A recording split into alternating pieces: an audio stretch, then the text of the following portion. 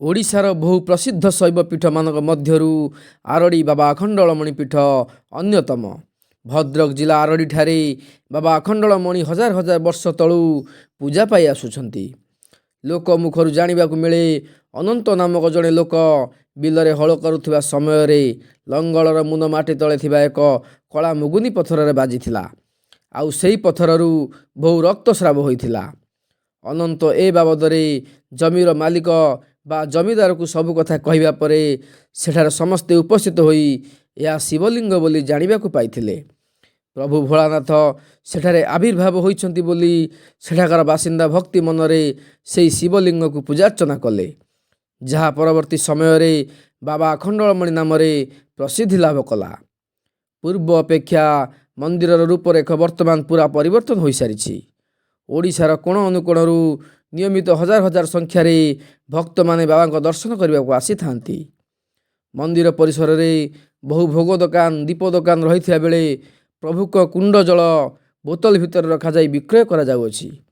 ବିଶ୍ୱାସ ରହିଛି, ଏହି କୁଣ୍ଡ ଜଳ ପାନ କଲେ ପେଟର ସବୁ ରୋଗ ଭଲ ହୋଇଯିବା ସହ ପ୍ରଭୁ ଭୋଳାନାଥଙ୍କ ଆଶୀର୍ବାଦ ପ୍ରାପ୍ତ ହୁଏ। ପ୍ରତିଦିନ ବିଧି ମୁତାବକ ସେବାୟତମାନେ ପ୍ରଭୁଙ୍କ ନୀତି କାର୍ଯ୍ୟ କରିଥାନ୍ତି। ଶ୍ରାବଣ ମାସରେ ଜଳାଭିଷେକ କରିବା ପାଇଁ ଏହି ମନ୍ଦିରରେ କାଉଡ଼ିଆଙ୍କ ଭିଡ଼ ଲାଗେ।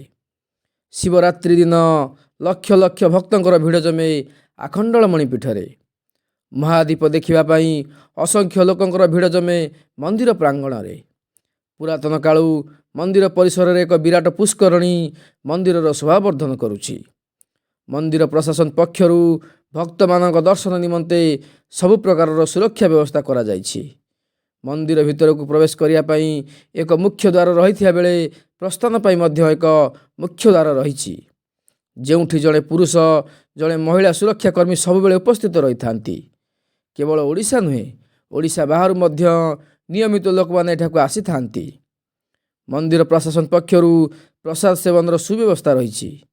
ଅନ୍ୟ ଜିଲ୍ଲାର ଲୋକମାନେ ଯାଜପୁର ଟାଉନ ଠାରୁ ଦଶରଥପୁର ବ୍ଲକ ମଙ୍ଗଳପୁର ବଜାର ଦେଇ ଗଲେ ଆଖଣ୍ଡଳମଣି ପୀଠକୁ ଏହା ବହୁତ ଭଲ ରାସ୍ତା ଓ ପହଞ୍ଚିବା ପାଇଁ କମ୍ ସମୟ ଲାଗିଥାଏ।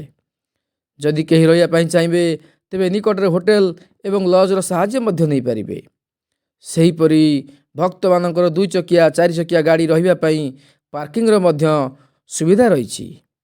ତେବେ ଆପଣମାନେ ଯଦି ଆରଡ଼ି ଆସିନାହାନ୍ତି, ନିଜ ସପରିବାର ସହିତ ନିଶ୍ଚିତ ବୁଲିବାକୁ ଆସନ୍ତୁ ଏବଂ ମହାଦେବଙ୍କ ଦର୍ଶନ ଲାଭ କରି ପ୍ରଭୁଙ୍କ ଆଶୀର୍ବାଦ ଲାଭ କରନ୍ତୁ।